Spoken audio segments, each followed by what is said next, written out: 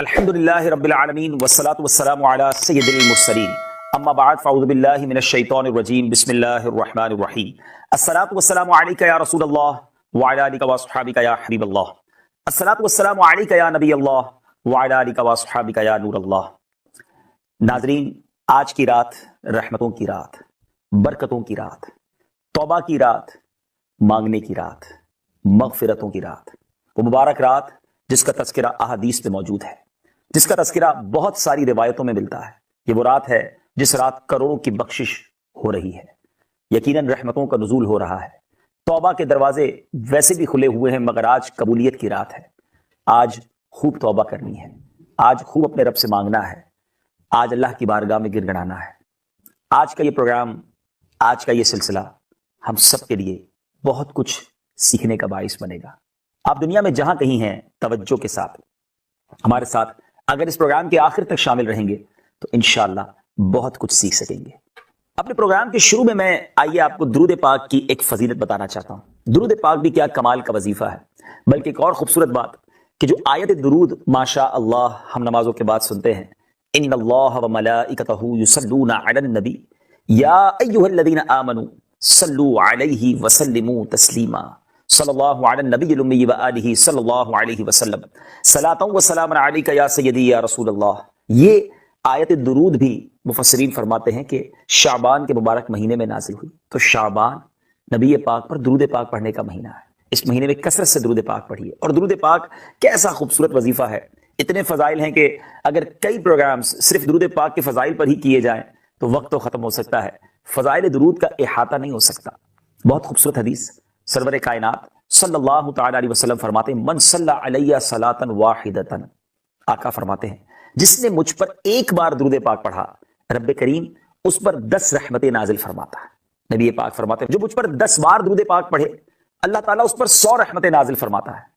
آگے میرے آقا فرماتے ہیں جو مجھ پر 100 بار درود پاک پڑھے، رب کریم اس پر 1000 رحمتیں نازل فرماتا ہے۔ سبحان اللہ، ذرا غور کیجئے، ایک درود پر 10 رحمتیں، 10 درود پر 100 رحمتیں، 100 درود پر 1000 رحمتیں، گویا ملٹیپلائی کریں تو ہر درود پر 10 رحمتیں مل رہی ہیں۔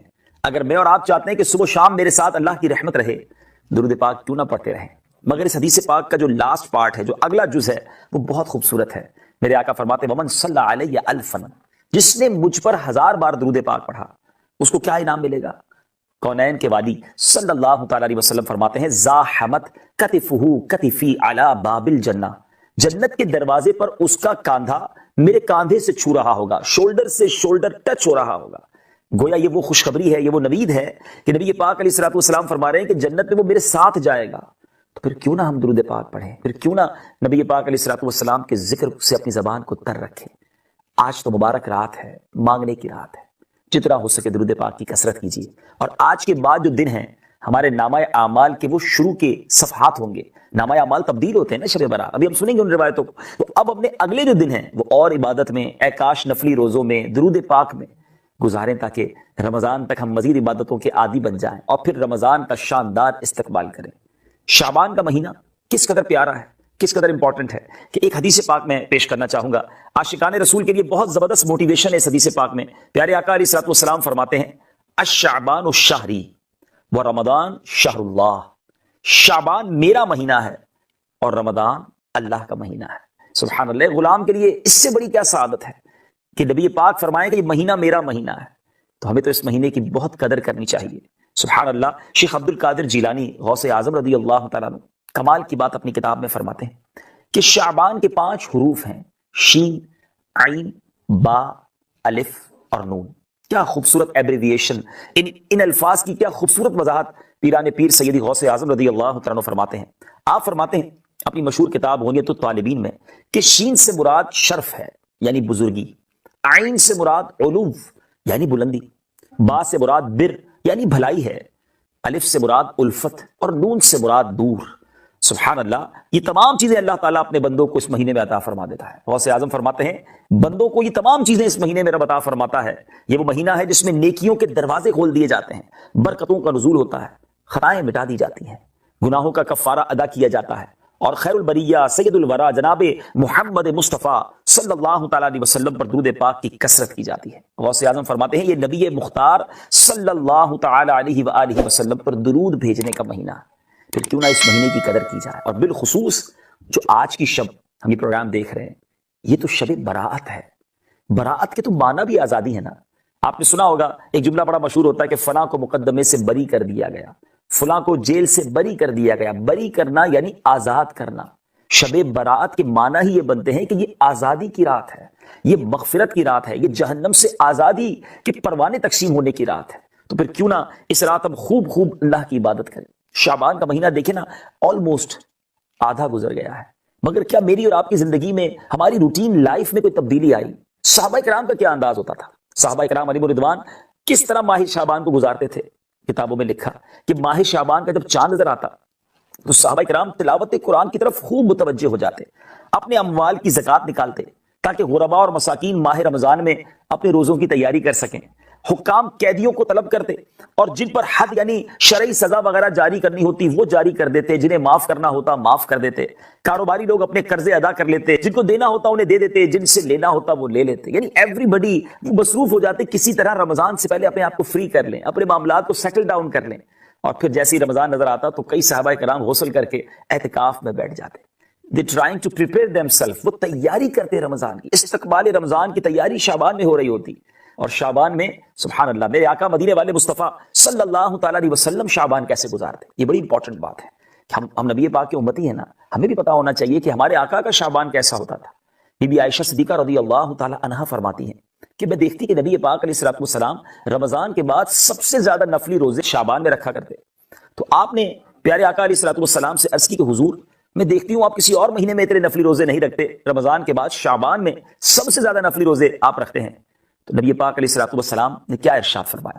میرے آقا علیہ الصلوۃ والسلام نے فرمایا رجب اور رمضان کے بیچ میں یہ مہینہ ہے، لوگ اس سے غافل ہیں، اس میں لوگوں کے اعمال اللہ رب العالمین کی طرف اٹھائے جاتے ہیں، اور مجھے یہ محبوب ہے کہ میرا عمل اس حال میں اٹھایا جائے کہ میں روزہ دار ہوں۔ اب ذرا غور کیجیے ناظرین، یہ بڑی اہم بات ہے کہ نبی پاک صلی اللہ تعالیٰ علیہ وسلم وہ عظیم ہستی ہیں کہ جن کے صدقے ہماری مغفرت ہونی ہے، مگر ان کا یہ عالم تھا، خوف خدا کا عالم یہ تھا کہ میرے نامہ اعمال اللہ کی بارگاہ میں پیش ہوں تو میں روزے سے ہوں۔ کیا ہمیں یہ فکر ہے؟ جی ہاں، آج کی رات اعمال نامے بارگاہ الہی میں پیش ہونے کی رات ہے۔ ہم میں سے کون ایسا ہے جس کو یہ ٹینشن ہو، یہ فکر ہو، یہ دل میں فکر ہو کہ میرے نامہ اعمال میں تو کچھ بھی نہیں ہے، پچھلا سال تو گناہوں میں گزرا ہے، اللہ کی بارگاہ میں جو نامہ اعمال پیش ہونے جا رہا ہے وہ تو سیاہ ہے۔ کیا ہم میں سے کسی نے رو رو کر اپنے رب کو راضی کرنے کی فکر کی؟ کیا آج توبہ کر کے اللہ کی بارگاہ میں یہ التجا کرنے کی فکر کی کہ مالک جو نامہ اعمال تیرے دربار میں پیش ہو رہا ہے وہ خالی ہے، گناہ ہی گناہ ہے، نیکیاں نہیں ہیں، نیکیاں ہیں بھی تو اس میں اخلاص نہیں ہے، کاش یہ فکر نصیب ہو جائے۔ سورہ کوثر، سورہ کوثر کا تعارف، مقام نزول، علامہ علی بن محمد خازن رحمۃ اللہ تعالی علیہ فرماتے ہیں سورہ کوثر جمہور مفسرین کے نزدیک مکیہ ہے اور بعض مفسرین کے نزدیک مدنیہ ہے۔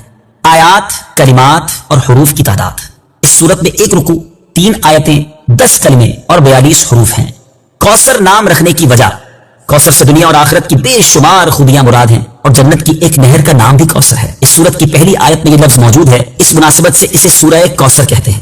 سورہ کوثر کے مضامین، اس سورت کا مرکزی مضمون یہ ہے کہ اس میں اللہ تعالیٰ نے اپنے حبیب صلی اللہ تعالیٰ علیہ وآلہ وسلم کی مدحت بیان فرمائی ہے، اور اس میں یہ مضامین بیان ہوئے ہیں۔ نمبر 1، اس کی پہلی آیت میں اللہ تعالیٰ کے اس فضل و احسان کا بیان ہے جو اس نے اپنے حبیب صلی اللہ تعالیٰ علیہ وسلم پر فرمایا۔ نمبر 2، دوسری آیت میں نبی کریم صلی اللہ تعالیٰ علیہ وسلم سے فرمایا گیا کہ اللہ تعالیٰ کے فضل و احسان کے شکریہ میں نماز پڑھتے رہیں اور قربانی کریں۔ نمبر 3، تیسری آیت میں فرمایا گیا کہ جو اللہ تعالیٰ کے حبیب صلی اللہ تعالیٰ علیہ وآلہ وسلم کا دشمن ہے وہی ہر خیر سے محروم ہے۔ سورہ ماعون کے ساتھ مناسبت، سورہ کوثر کی اپنے سے ماقبل سورت ماعون کے ساتھ مناسبت یہ ہے کہ سورہ ماعون میں کافروں اور منافقوں کی جو صفات بیان کی گئیں ان کے مقابلے میں سید المرسلین صلی اللہ تعالیٰ علیہ وآلہ وسلم کے اوصاف سورہ کوثر میں بیان کیے گئے۔